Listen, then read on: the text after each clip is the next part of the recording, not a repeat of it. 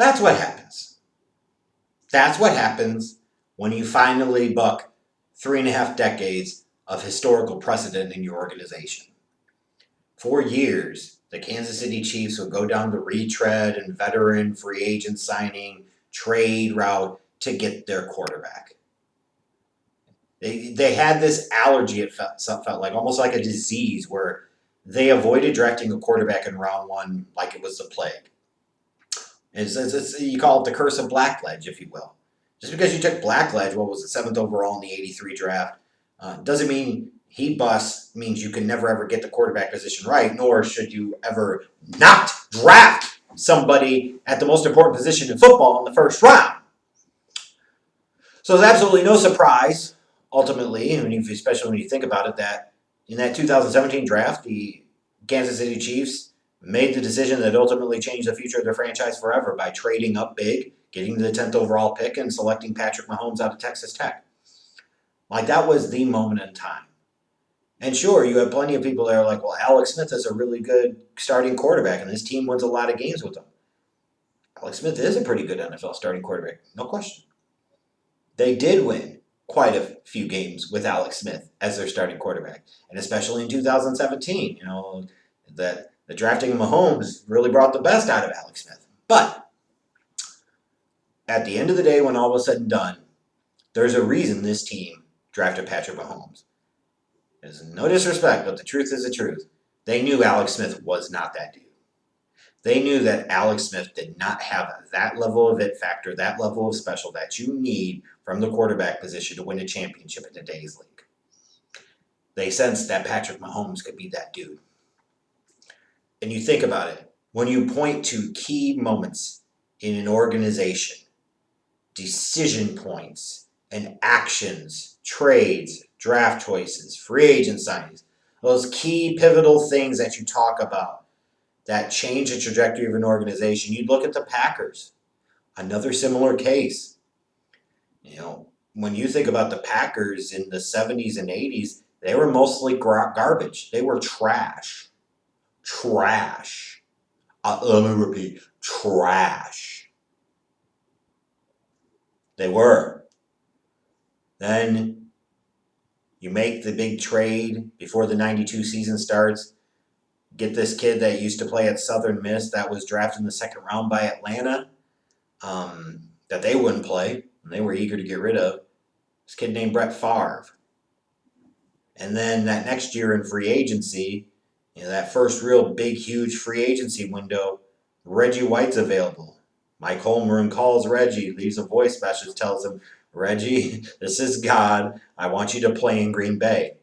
And you look at those two decisions, like those were the moments in time that changed the whole trajectory of the Packers organization for the next 2.5 decades. And as a Bears fan, I hate ball washing the Packers, but the reality is the reality. Like the Miami Dolphins heading into the 2006 season, that offseason, Drew Brees wanted to go there. They were ready. It was going to happen. They didn't pass the physical, and then they didn't offer him the contract.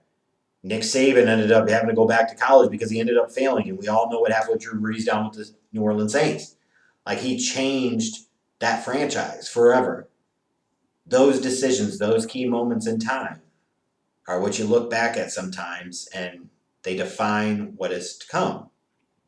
The decision to make the big move up, go get Patrick Mahomes, has put Kansas City in the position where now, for the first time in 50 years, they're the defending world champions.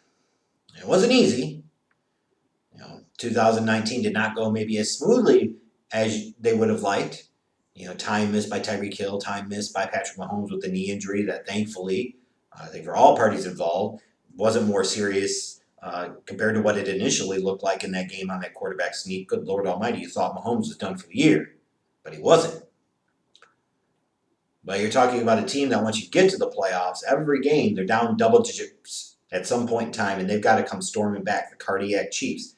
And they do it. For Chiefs fans, it's got to be a hell of a moment, man. All those early exits, all those playoff disappointments, all those heartbreaking losses. I don't know if this made it all worth it, but man, it's got to be pretty damn good elixir. And not only that, when you think about it now, you've got your dude. You've got that dude. Too often we talk about stars and superstars and great players, and you could say, hey, anybody that plays at the highest professional level and is one of the great athletes in that sport in the world, that's absolutely true. But even amongst those folks, there are certain guys that are greater than great. And you've got one of those types of dudes in Mahomes. So now you're coming back as the defending world champions. You've paid him his big money. Kudos to the Chiefs. Don't screw around. No reason to take any chances. Get it done and get it over with. You gave Chris Jones his money. You gave Tyrann Mathieu his money.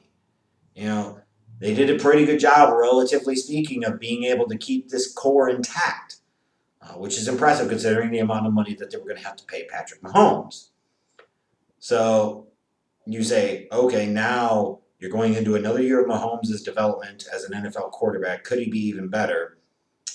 Now you're talking about the key cogs mostly on defense are still intact. The key cogs on offense are still there, notably Travis Kelce and Tyreek Hill. You got to feel pretty good about it. Now, might have hurt a little bit to have Duvernay Tardif opt out and last year's real Super Bowl MVP Damian Williams opt out. Also third-round pick Lucas Niang opt out. But while those losses suck, I don't think any one of them you point to and you say this is going to be a big-time significant impact to this Chiefs team. Especially when these sons of bitches can go into the draft and sit there at the end of the first round and get a running back like Clyde Edwards-Helaire. How the hell does that happen?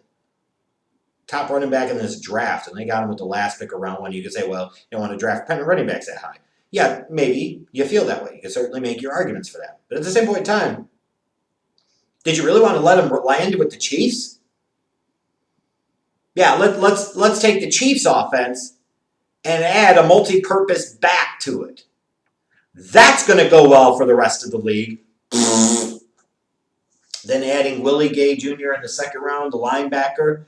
He had some character concerns, but certainly the athletic talent is there. It's a guy that you could bring in and potentially vastly outplays his draft position. L'Jarius Sneed, I think, is going to be a guy in the secondary that plays quite a bit early and often. But what I'm getting at here is there's a lot of reason for optimism with this Chiefs team. They're the defending Super Bowl champions. Their core is largely intact.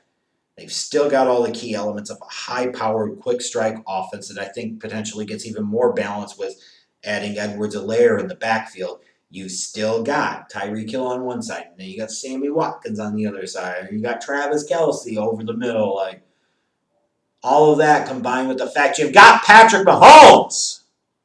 Yeah, probably hasn't even played his best football yet.